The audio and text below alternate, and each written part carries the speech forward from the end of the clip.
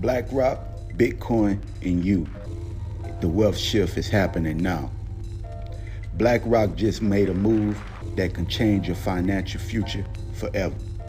This is the world's largest asset manager. They control over 10 trillion, and now they've officially entered the crypto space. That's not a rumor. That's a strategic shift. When BlackRock filed for a Bitcoin spot ETF, it wasn't just about adding a new product. It was about signaling to every other institution in the world that crypto is no longer an outsider, it's being absorbed by the mainstream financial system. And if you're listening to this right now, it means you still have time to position yourself before this entire space transforms. Let's break it down. First, what does BlackRock entering crypto really mean? It means the biggest player in traditional finance is putting its weight behind Bitcoin. That brings in more money, more legitimacy, and more control. Crypto was built to be decentralized.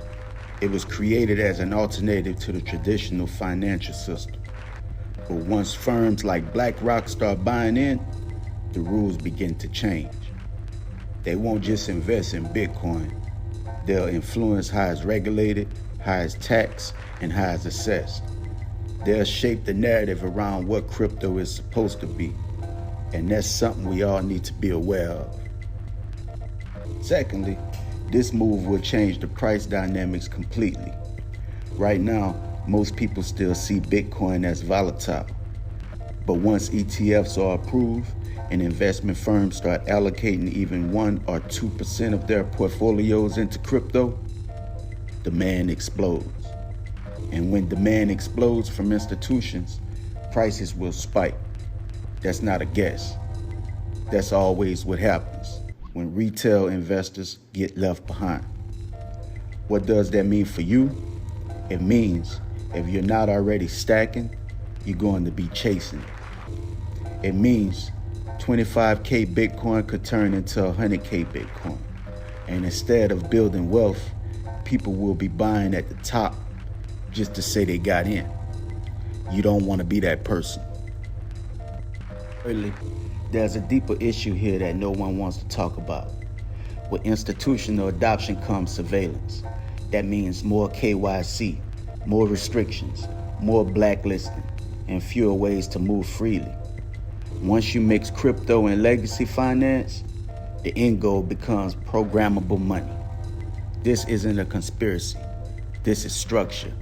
Centralized finance wants to track, tax, and limit what people do with their money. That's already happening in traditional banking and is creeping into crypto now through regulation and compliance. So if you believe crypto should still be about personal control and financial independence, now is the time to make the right moves. So what should you do now? Here are the 3 steps. First, use platforms like Coinbase to buy, but don't store large amounts there long term. Move your assets to cold storage. If you don't hold the keys, you don't own the coins. Secondly, track the whales. Follow what institutions are doing. You don't need to beat them, but you should be aware of their moves. Look for ETF approval timelines, wallet movements, and trends, and on-chain data. And third, stack small, stack often. Dollar cost averaging is still the most effective way to build your position over time without gambling on price swings. $10 a week, $25 a month, whatever you can do, start now, stay consistent. Here's the bottom line. BlackRock entering crypto is not just a headline. It's the beginning of a shift. It's the transfer of digital power from the people who created this movement to the institutions that want to profit from it. If you're not prepared, you'll get priced out, boxed out, or locked into a system that doesn't serve you. But if you are prepared, you can build wealth quietly, consistently, while the rest of the world catches up.